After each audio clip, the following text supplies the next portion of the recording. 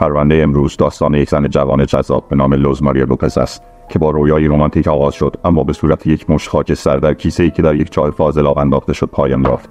او قربانی یک خشونت خانگی شد که سالها آن را بخشید و بارها فرصت داد، ولی به قیمت جانش تمام شد. نرخ جرم و جنایت در گواتمالا، این کشور زیبا اما خطرناک، بسیار بالاست. طبق آمار حداقل 100 جرم در هفته در آنجا رخ می‌دهد که نیمی از آنها جرایم خانگی هستند و تقریباً 70% از جرایم جدی حل نشده باقی می‌مانند. بر اساس گزارش نیویورکر، تعداد غیر نظامیانی که در منطقه جنگی عراق در سال 2009 جان خود را از دست دادند کمتر از گواتمالا بود. ماریا در 17 مارس 1995 در یک شهر کوچک در خانواده‌ای ساده به دنیا آمد. ماریا کوچکترین فرزند خانواده بود. در دوران نوزادی به دلیل مشکل انسداد روده عمل جراحی پیچیده‌ای انجام داد. پزشکان هیچ تضمینی برای زنده ماندن او ندادند، اما مادرش باور داشت که دخترش به زودی بهبود خواهد یافت و همینطور شد. خوشبختانه جراحی در آن سن کم تأثیری بر روی رشد دختر نداشت. او یک شخص خلاق بود و به راحتی با افراد مختلف ارتباط برقرار می‌کرد. پس از فارغ التحصیلی از مدرسه، ماریا به فکر تحصیلات دانشگاه افتاد و تصمیم گرفت وارد دانشگاه دولتی معتبری شود. او رشته حقوق را انتخاب کرد و تصمیم گرفت در رشته مورد علاقه‌اش، جرم شناسی، ادامه دهد. ماریا دانشجو بود. او و مادرش به نمایشگاه اتومبیل رفتند. آن سال 25مین سالگرد تولد برادر بزرگترش بود و پدر و مادر خواهرش می‌خواستند به او هدیه‌ای خاص بدهند. یک موتورسیکلت که او مدت‌ها رویای آن را داشت. در نمایشگاه آنها با یک مشاور جوان و مؤدب به نام خورخه آشنا شدند. او به آنها تمام مجموعه را نشان داد و توصیه‌ای کرد. مادر و دختر مدلی را انتخاب کردند، اما تصمیم گرفتند بیشتر فکر کنند و با پدر مشورت کنند. هنگام رفتن آنها کارت ویزیت نمایشگاه اتومبیل را گرفتند و ماریا شماره تلفن خود را در فرم نظرسنجی نوشت. به زودی ماریا تماسی از خورخه، همان مشاور نمایشگاه، دریافت کرد. گفتگو درباره خرید موتورسیکلت نبود، بلکه بیشتر جنبه شخصی داشت. پس از آن خورخه چندین بار دیگر با ماریا تماس گرفت تا اینکه جرأت کرد و از او برای رفتن به کافه دعوت کرد. واضح بود که او از زیبایی این دختر برنزه و جذاب بسیار خوشش آمده بود، اما نمیدانست از کجا باید آشنایی را آغاز کند. باید گفت که ماریا نیز از این مرد جوان خوش‌تیپ خوشش آمده بود. پس وقتی پیشنهاد دیدار داد، او با رضایت پاسخ داد. پسر جوان 1 سال از او کوچکتر بود، اما این تفاوت سنی کوچک برای آنها مانعی نبود و تقریبا بلافاصله رابطه عاشقانه‌ای بین آنها شکل گرفت. هر دو احساس می‌کردند که عشق واقعی است و باور داشتند که زندگی طولانی و خوشبختی در پیش رو دارد.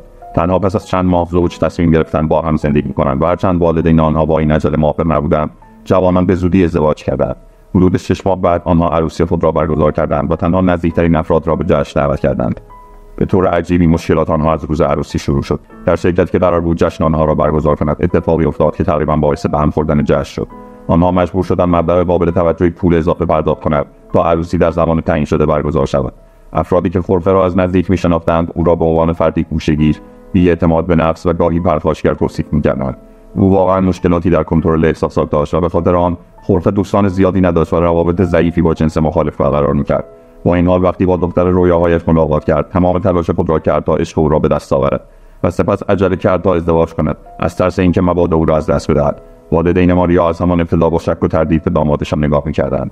چیزی در مورد این جوان بود که آنها دوست نداشتند، اما نمی‌توانستند بگویند چه بود و نمی‌توانستند دخترشان را از ازدواج با او منصرف کنند. پس از ازدواج ناخوشایند بلافاصله ماریا باردار شد و از آنجایی که هنوز موفق به کسب مدرک دانشگاهی نشده بود، نتوانست شغل خوبی پیدا کند و مجبور شد به کارهای موقت مشغول شود. شوهرش در آن زمان شغل خود را از دست داده بود، اما عجله‌ای برای پیدا کردن شغل جدید نداشت. وقتی زوج صاحب دختری شدند که نامش آلیس گذاشته شد، وضعیت مالی آنها بسیار سخت بود. هر دو بیکار بودند و نه تنها پولی برای پرداخت اجاره به آن نداشتند، بلکه حتی برای خرید غذا و حداقل وسایل مورد نیاز در خانه هم پولی نداشتند. خورخه همسرش را متقاعد کرد که تنها راه نجات برای آنها این است که موقتا به خانه والدین خورخه نقل کنند. ماریا برای مدت طولانی مخالفت کرد، اما چاره‌ای نداشتند و نمی‌توانستند با یک نوزاد در خیابان بمانند. والدین ماریا از مشکلات دخترشان آگاه بودند و بارها او را متقاعد کردند که به خانه پدریش بازگردد، اما او اصرار داشت که به زودی همه چیز با همسرش بهتر خواهد شد. یک روز مادرش تصمیم گرفت به دیدن دختر و نوه‌اش برود، اما وقتی به خانه والدین دامادش رسید با تصویری وحشتناک مواجه شد. ماریا در وضعیتی اسفبار بود. او فقط 1 بار در روز و به مقدار کم غذا می‌خورد. خانواده خورخه لازم نمی‌دیدند که به عروس بیکارشان غذا بدهند. ماریا دختر کوچکش را شیر می‌داد، بنابراین سوء تغذیه می‌توانست نه تنها بر سلامتی او بلکه بر سلامتی کودک نیز تأثیر بگذارد. با این حال غذای ناکافی تنها بخش کوچکی از همه مشکلات و مصائبی بود که ماریا در خانه مادر شوهرش با آن روبرو بود. معلوم شد که او در آنجا به طور مداوم تحقیر می‌شود و حتی توسط برادر کوچکتر شوهرش کتک خورده است. این پسر از گریه کودک و همچنین حضور وسایل کودک در خانه به شدت آزرده خاطر بود، به طوری که بارها آنها را به سمت ماریا پرتاب کرده و یک بار یک شیشه شیر را به سمت او پرتاب کرد که با آلیس در آغوش مادرش اصابت کرد. خورخه همه اینها را دید، اما حتی یک بار هم از همسر و دخترش دفاع نکرد و طوری رفتار کرد گویا آنها برای او غریبه بودند. مادر ماریا دخترش را متقاعد کرد که نوه‌اش را بردارد و به خانه والدینش بازگردد، اما خورخه در آستانه در ظاهر شد و از همسرش خواست که بازگردد و قول داد که کار پیدا کند. او موافقت کرد به شرطی که شوهرش آپارتمانی اجاره کند و جدا از والدین خورخه زندگی کند. وقتی ماریا لیسانس خود را گرفت، توانست رویای دیرینه خود را محقق کند و در دفتر دادستانی شهر مشغول به کار شد. او که زنی باهوش، با استعداد و بسیار مسئولیت پذیر بود، به سرعت احترام همکارانش را به دست آورد و به تدریج شروع به پیشرفت در شغلش کرد. با گذشت زمان وضعیت مالی خانواده به طور قابل توجهی بهبود یافت، به طوری که آنها توانستند ماشینی خریداری کنند، اما این تنها شایستگی ماریا بود که سخت کار می‌کرد و از سوی مافوق‌هایش مورد توجه قرار می‌گرفت. خورخه هنوز در جستجوی کار بود و ترجیح می‌داد با درآمد همسرش زندگی کند. حسادت، تنبلی و خلقیات انفجاری شوهر جوان ادامه داشت و وضعیت با گذشت زمان بدتر می‌شد. او نمی‌خواست کار کند، ترجیح می‌داد در خانه جلوی تلویزیون بنشیند، با دوستانش آبجو بنوشد و پولی را که همسرش به دست آورده بود خرج کند. علاوه بر این، خورخه حسادت بیمارگونه‌ای داشت و سعی می‌کرد همسرش را کنترل کند. او به او اجازه نمیداد با دوستانش معاشرت کند، با همکارانش در کافه نهار بخورد یا بدون او جایی برود. او به طور مداوم تلفن او را چک می‌کرد، تماس‌ها و پیام‌های او را می‌خواند و همچنین از او خواسته بود که در شبکه‌های اجتماعی حساب کاربری ایجاد نکند. در خانه هم رفتار شوهر بهتر نمی‌شد.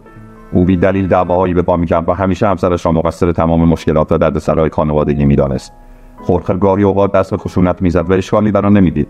او ماریا را متعلق به خود می‌دانست و باور داشت که او همه چیز را تحمل می‌کند و هرگز از او جدا نمی‌شود. همسایه‌ها علت فریادهایی را از خانه آنها می‌شنیدند و همچنین نشانه‌های ضرب و شتم را بر صورت و بدن زن جوان می‌دیدند. ماریا بارها سعی کرد از شوهرش جدا شود و خواستار طلاق شد. او چندین بار دخترش را برداشت و به خانه والدینش رفت، اما شوهرش هر بار به آنجا آمد و به طور کلامی از اون طلب بخشش کرد و هر بار ماریا او را بخشید و به او فرصت دیگری داد، علیرغم اینکه والدینش از او خواسته بودند به خود بیاید و این مرد سوءاستفاده‌گر را ترک کند. در تاریخ 15 دسامبر 2020 پس از یک دعوای دیگر، ماریا دختر 3 سالش آلیس را برداشت، سوار بر ماشین شد و در حالی که اشک می‌ریخت به خانه مادرش رفت. یک روز بعد خورخه به آنجا رفت. البته مشخص نبود که به دنبال همسرش بود یا ماشین را می‌خواست. او گفت که کار پیدا کرده و زندگیشان تغییر خواهد کرد و همچنین قسم خورد که دیگر هرگز دست به همسرش نخواهد زد. به طور شگفت‌آوری ماریا دوباره به او اعتماد کرد و با شوهرش به آپارتمان اجاره ایشان برگشت. در اواسط ژانویه 2021 ماریا با مادرش تماس گرفت تا شکایت کند که شوهرش نه تنها موفق به پیدا کردن کار نشده، بلکه پولی را که او به دست آورده بود نیز دزدیده و در نتیجه خانواده را بی پول گذاشته است. مادر برای دخترش دلسوزی کرد و گفت به او کمی پول خواهد داد تا او و نوه‌اش تا زمانی که دخترش حقوقش را دریافت کند پول داشته باشند. آنها قرار گذاشتند صبح 19 ژانویه با هم ملاقات کنند، اما ماریا در سر قرار نیامد و علاوه بر این به تماس‌های تلفنی و پیام‌ها پاسخ نداد. مادرش نگران شد و تصمیم گرفت فردای آن روز به محل کار دخترش برود، اما آنجا متوجه شد که ماریا برای دومین روز سر کار حاضر نشده و هیچ کس نتوانسته با او تماس بگیرد. در همان زمان خورخه که اون نیز به دنبال همسرش بود به دفتر دادستانی رسید. به گفته او آنها دوباره با هم دعوا کرده بودند و او فکر می‌کرد که ماریا به خانه مادرش رفته و به تماس‌های او پاسخ نمی‌دهد چون از او دلخور بود. مادر ماریا بلافاصله احساس کرد دامادش دروغ میگوید، بنابراین مستقیما به ایستگاه پلیس رفت تا جستجو برای ماریا هرچه سریعتر آغاز شود. همان روز یک سیستم هشدار در سراسر کشور برای جستجوی فوری یک زن جوان مفقود شده اعلام شد. کمان زنی‌ها حکایت از آن داشت که تنها مظنون پرونده خورخه بود. ماریا دشمنی نداشت و دلیلی برای روبوده شدنش وجود نداشت. آخرین کسی که او را زنده دیده بود خورخه بود. او به طور مداوم در شهادت‌هایش دچار اشتباه می‌شد و نمی‌توانست به طور واضح توضیح دهد که چرا در روز ناپدید شدن همسرش به پلیس اطلاع نداده بود و اگر فکر می‌کرد که او در خانه مادر زنش است چرا تماس نگرفته یا به آنجا نرفته بود. در حالی که پلیس به دنبال شاهدان بود و منطقه را جستجو می‌کرد، جسد ماریا به طور تصادفی توسط کارگران شهرداری در تاریخ 22 ژانویه کشف شد. چند کارگر به دلیل گزارش مسدود شدن یک جوی آب نزدیک جاده به آنجا رفتند. وقتی دریچه را بلند کردند، یک کیسه پلاستیکی بزرگ عجیب با چیزی سیاه در داخل آن دیدند و متوجه شدند آنچه می‌بینند باقی مانده‌های سوخته یک انسان است. آنها بلافاصله این کشف وحشتناک را به پلیس گزارش دادند و افسران پلیس حدس زدند جسد یافت شده متعلق به ماریا باشد که در سراسر کشور جستجو می‌شود. والدین و برادرش علیرغم اینکه بدن به شدت توسط آتش تغییر شکل یافته بود، با اطمینان تایید کردند که او ماریا است.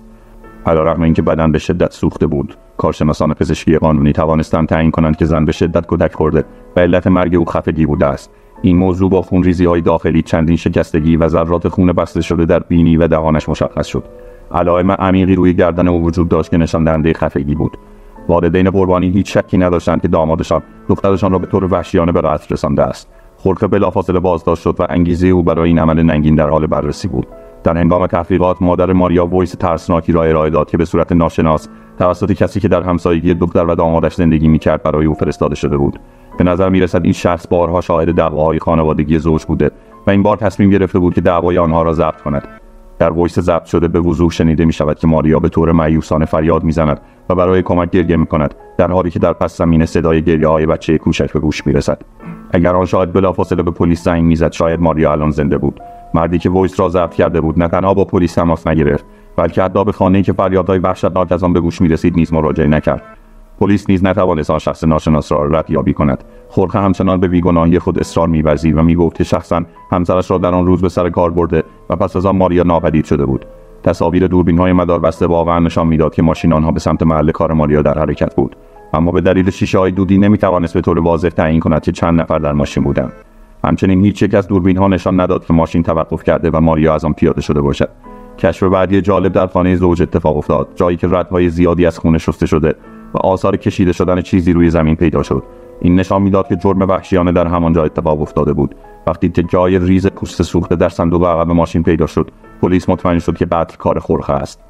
چند روز قبل از ناپدید شدن ناگهانی ماریا، چندین شاهد از بین همسایگان شنیده بودند شوهرش فریاد زده بود که اگر تصمیم به ترک او بگیرد او را خواهد کشت و جسدش را به گونه‌ای پنهان خواهد کرد که هیچ کس هرگز پیدایش نخواهد کرد.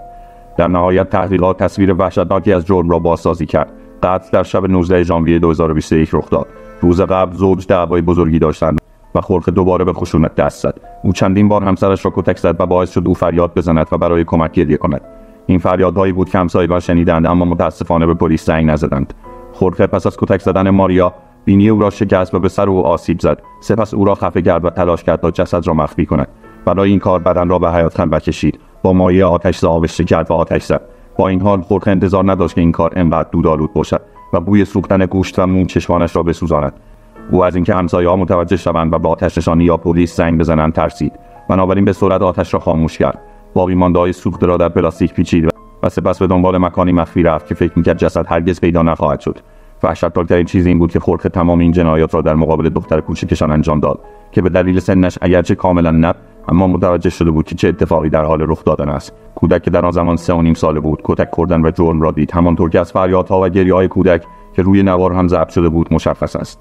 خورخه به کمک کتاب‌های درسی همسرش که به وفور در خانه‌شان بود اطلاعاتی در مورد پزشکی قانونی داشت، پس سعی کرد جرم را پنهان کند. او قسمتی از جاده را پیدا کرد که نور یا دوربین‌های ویدیویی نداشت و جسد همسرش را در یک جوی آب رها کرد. صبح روز بعد او به سمت محل کار همسرش رانندگی کرد، همانطور که هر صبح ماریا را به آنجا می‌برد. روز بعد شروع به جستجوی نمایشی همسرش کرد و با همکاران، آشنایان و خویشاوندان تماس گرفت. وکلای مجرم تا جایی که می‌توانستند محاکمه را به تأخیر انداختند و همچنین سعی کردند تحقیقات را از مسیر خود منحرف کنند. با این حال شواهد قاطع داده‌های به دست آمده از تلفن ماریا بود. تمام این مدت تلفن در اختیار خورخه بود و در اولین روز پس از جرم او از تلفن ماریا چندین پیام به افراد مختلف فرستاد تا وانمود کند ماریا زنده است.